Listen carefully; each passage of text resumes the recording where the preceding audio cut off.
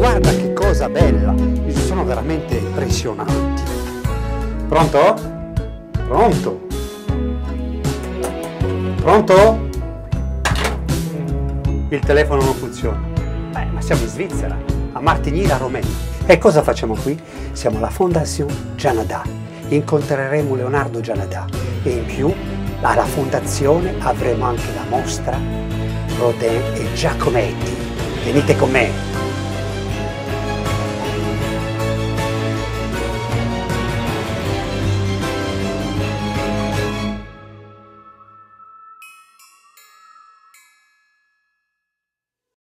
Nous voici à la Fondation Gianadà et cette exposition nous a fait venir tous les deux de Paris, quelque part, en Suisse, pour mettre ensemble deux grands artistes, deux grands sculpteurs, deux époques différentes, mais en même temps contemporains par la pensée.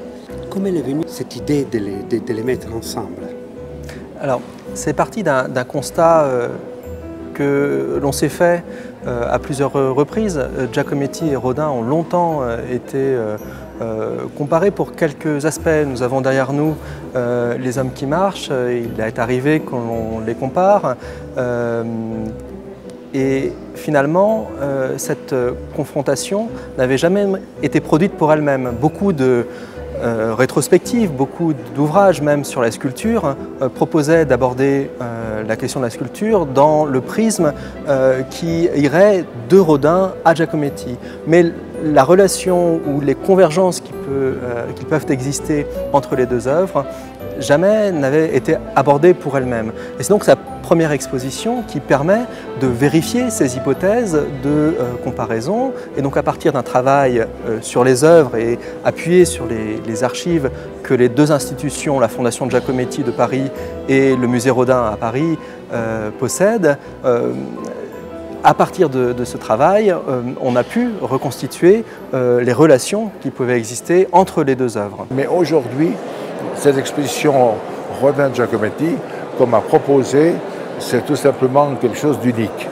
Et c'est un thème qui n'a jamais été traité à ce jour, et ça montre toutes les influences, les similitudes, les rapprochements qu'il y a entre ces deux géants, Rodin et Giacometti.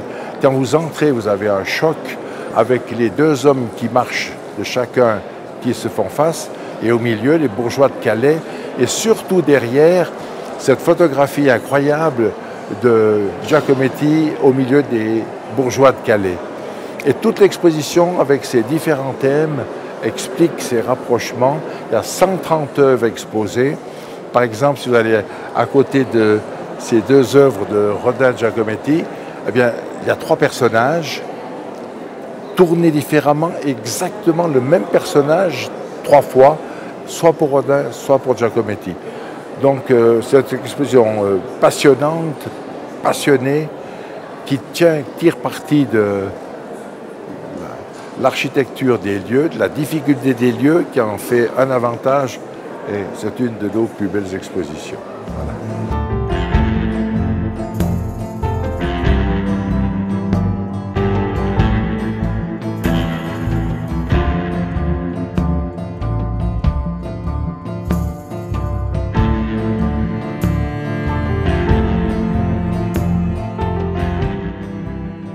State attenti perché ogni parola è pesata, è importantissimo.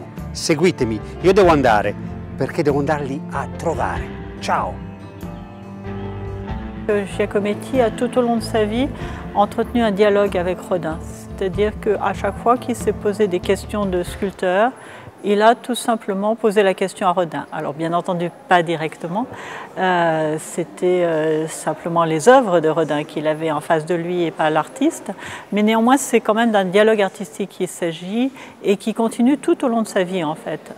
Dans les multiples étapes de la carrière de Giacometti, il y a beaucoup d'affinités entre les deux artistes. Giacometti l'a pressenti très tôt et il fouille dans l'œuvre de Rodin pour trouver certaines solutions plastiques ou de processus qu'il se pose et qui peuvent être relatifs aux problèmes qui se posent et qui vont l'aider à avancer. Nouvelle vision du monde extérieur où je n'ai plus cru à la vision photographique. J'ai toujours l'impression ou le sentiment de la fragilité non? Des êtres vivants, comme s'ils devaient faire. À chaque instant, il faudrait une énergie formidable pour qu'ils puissent tenir debout instant par instant. Chez Giacometti, il y a à la fois une fascination pour la figuration. Effectivement, la figuration en pied, on a ces figures apparemment très répétitives, qui sont une espèce de variation continue sur le même sujet, une tête, une figure, etc. Et avec cette quête éperdue pour fixer dans la matière un état, un état à un moment donné qui échappe toujours.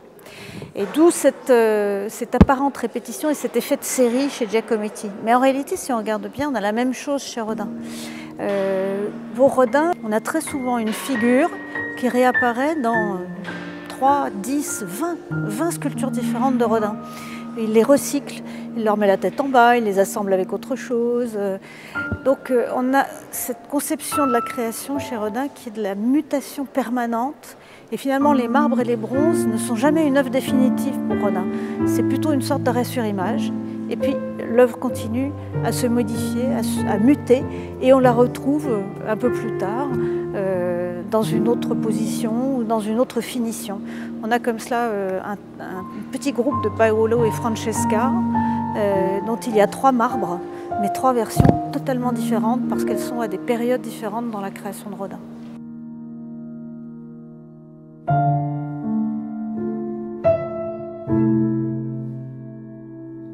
Tout ça, ce n'est que des esquisses et des essais. D'ailleurs, ça ne sera jamais que ça.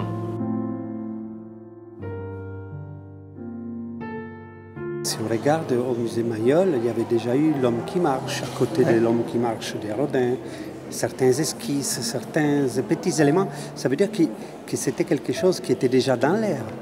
Dans la réflexion, et ça l'est dans la réflexion de toute façon sur la sculpture au XXe siècle et sur cette sculpture qu'on a dite moderne, la sculpture de la modernité. Rodin comme Giacometti sont de repères essentiels pour la sculpture de cette période moderne et il est inenvisageable d'envisager cette sculpture sans évoquer leur œuvre. Donc naturellement, on s'appuie sur l'un comme sur l'autre pour évoquer la sculpture de cette période au travers de quelques questions qu'on aborde ici encore une fois, mais de manière plus resserrée, plus condensée et dans les détails pour comprendre véritablement comment il y a pu avoir à la fois des interrogations communes et parfois peut-être une forme de généalogie. Cette exposition peut être de cette manière envisagée comme une forme de généalogie possible de la sculpture moderne. Ce qui passe de l'œuvre à l'autre, finalement, de Rodin à Giacometti, ce sont des questions qui sont des questions de sculpture que l'un et l'autre ont abordées. Giacometti a pu observer quelques solutions, quelques interrogations qu'apportait Rodin, mais l'un comme l'autre les transmettent aussi. Giacometti le dit très très bien dans ses textes sur la sculpture. L'un comme l'autre transmettent ces questions aux générations futures, à leurs contemporains et aux générations futures et aux sculpteurs qui, après eux, entreprendront la sculpture de la même manière que Giacometti, lorsqu'il aborde la sculpture, ne peut le faire sans observer Rodin et sans y penser naturellement.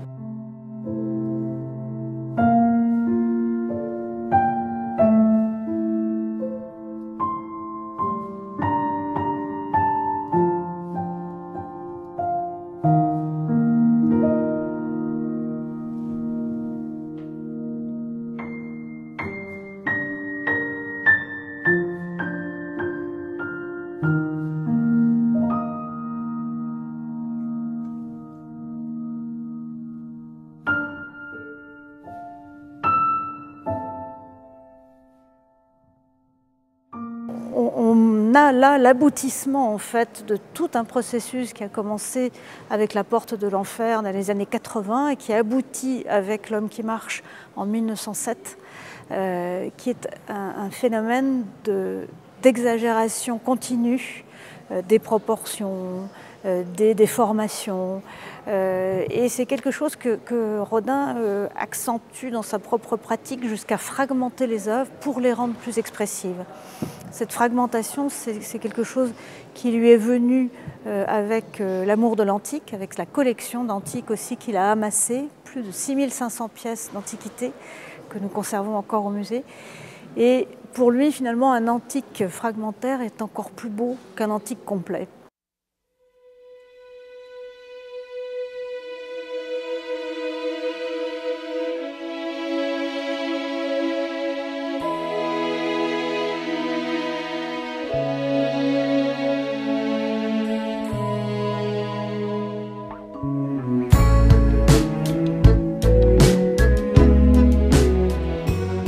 Sartre, pour son premier texte qu'il écrit sur Giacometti, a donné ce titre de recherche de l'absolu. Il désignait par là effectivement un sentiment assez manifeste chez Giacometti. On le retrouve dans ses écrits, dans les nombreux témoignages qu'on a pu avoir, et puis finalement également dans sa sculpture. Si on a tenu à montrer un processus créatif qui passe par la série, c'est qu'il avait ce sentiment d'insatisfaction, de devoir recommencer sans cesse la même chose, qui n'est jamais évidemment toujours la même chose, mais pour aboutir à un résultat qui ne le satisfaisait pas. Et en quelque sorte, c'est bien ce processus-là de revenir toujours à la même chose qui était assez fondamental chez lui. Rodin a un parcours pas si simple que ça. Il commence à s'intéresser à la sculpture, mais il ne réussit pas l'entrée à l'école des Beaux-Arts. Il suit donc les cours de ce qu'on appelle la petite école, qui est l'ancêtre de l'école des arts décoratifs.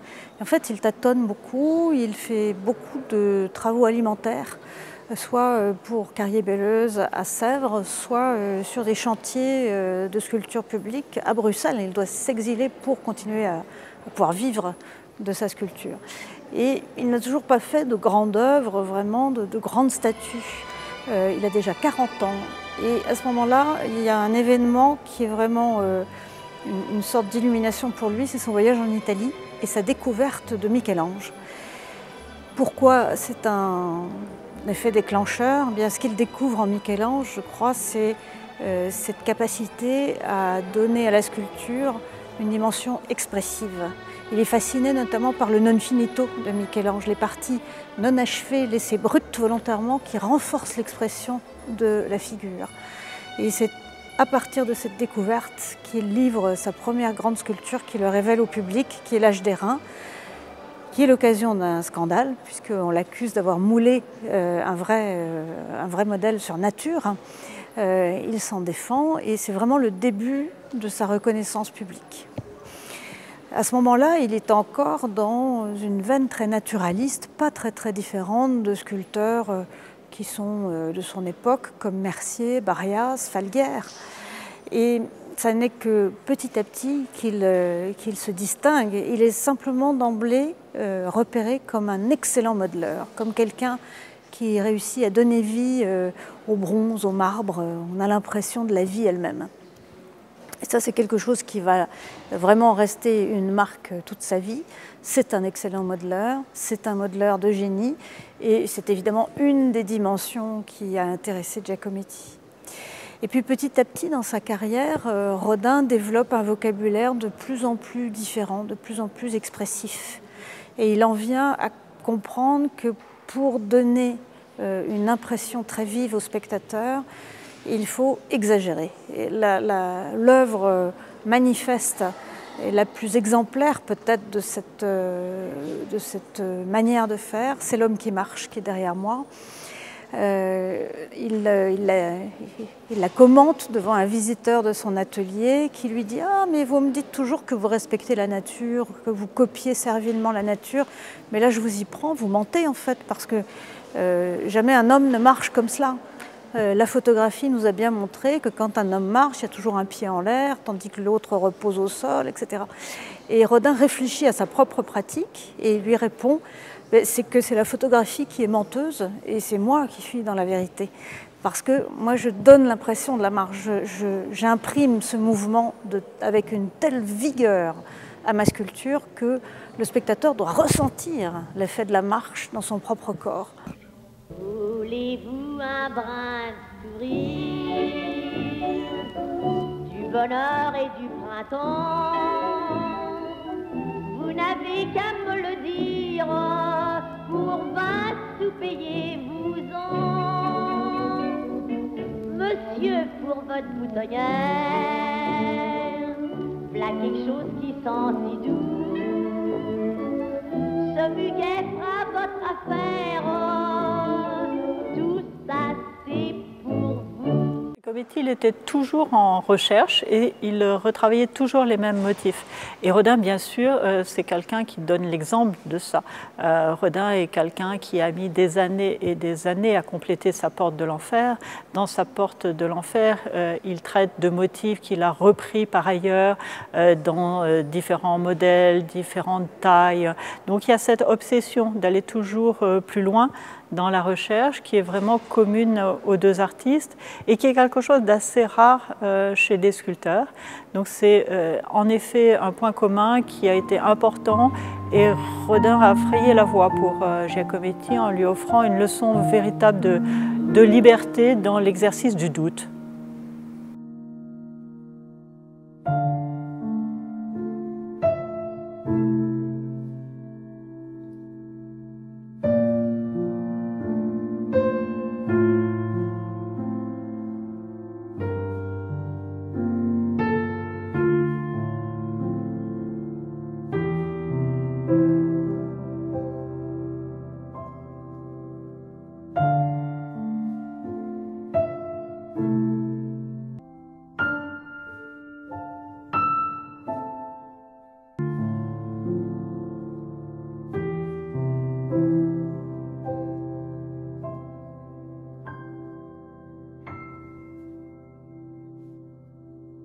Giacometti était très attaché à sa famille et donc il revenait tous les ans voir sa famille à Stampa, mais il était aussi très attaché à son milieu d'origine. C'est tout à fait clair.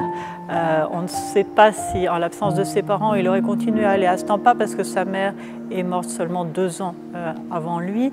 Mais il y a quelque chose chez lui qui, à Paris même, garde un lien très fort avec Stampa, avec la vie très fruste qu'il a vécue dans son enfance à Stampa et qu'il aime. Il aime ce caractère de solitude qu'on peut avoir à Stampa dans un univers un peu refermé, enceint de montagnes très impressionnantes. Il y a quelque chose de la rudesse de ce paysage qu'il aime beaucoup. Giacometti est quelqu'un qui n'a jamais voulu installer le confort chez lui et très certainement c'est parce qu'il voulait garder ce mode de vie qui avait été le sien dans son enfance.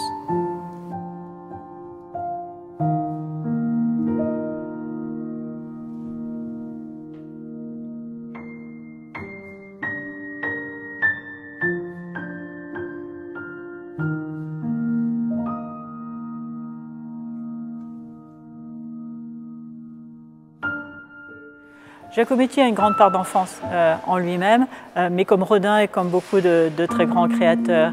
Et je pense que le fait de garder un lien avec l'enfance est un élément important parce que c'est toute la fraîcheur du regard de l'artiste et de son renouvellement qui est en cause.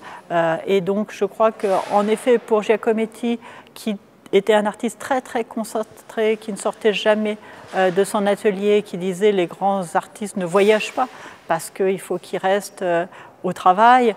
La Suisse, c'était un lieu de ressourcement. Et pas tous les lieux en Suisse, vraiment les lieux de son enfance, c'était pour lui les lieux où il allait rechercher à la fois la chaleur, bien entendu, de la famille, mais aussi les souvenirs de l'enfance et un milieu qui était une référence pour lui.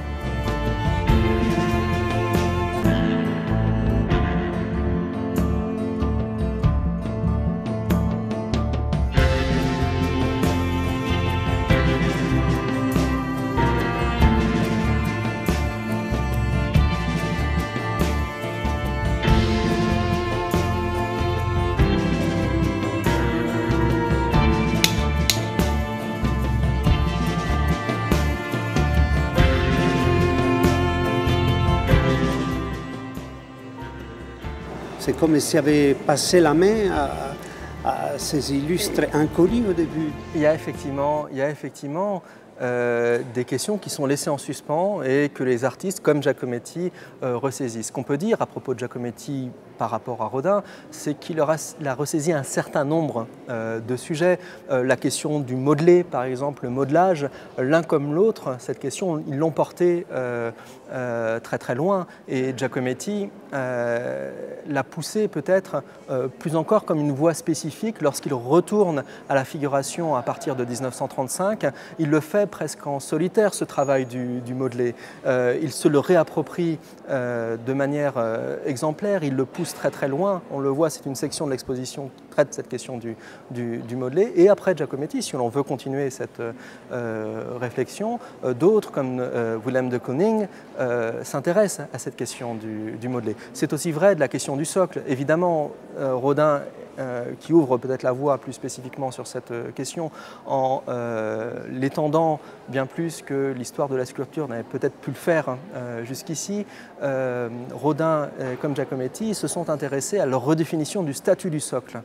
Et plus que le socle matériel, ce qui est confronté ici, c'est une réflexion sur le statut qui peut exister entre une sculpture et le socle. C'est donc bien la question du socle que le socle en tant que tel qui est abordée. La question du groupe de sculptures, de la composition d'un groupe de sculptures, de la signification qu'on peut donner à cette question qui est aussi une question technique, les enjeux thématiques qui se jouent là, tout cela sont des questions que Rodin comme Giacometti ont abordées et Giacometti a certainement trouvé également chez Rodin, vous avez raison, quelques solutions. Si l'on poursuit cette comparaison de similitudes, on trouve également chez l'un comme chez l'autre un rapport très très fort à l'art ancien qui n'est pas regardé comme quelque chose du passé mais véritablement comme quelque chose de présent, de contemporain et qui nourrit une réflexion contemporaine tournée vers la tentative de faire advenir quelque chose de neuf en même temps que l'on s'imprègne de réflexion du passé.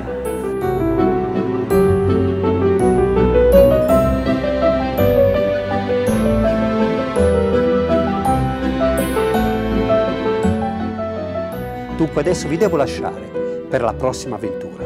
A presto. Ciao. Puisque je ne comprends rien, alors on croit toujours qu'on comprend un petit peu plus, c'est ça qui vous fait courir, c'est comme le sucre devant le cheval, non? Il a toujours l'illusion d'avancer.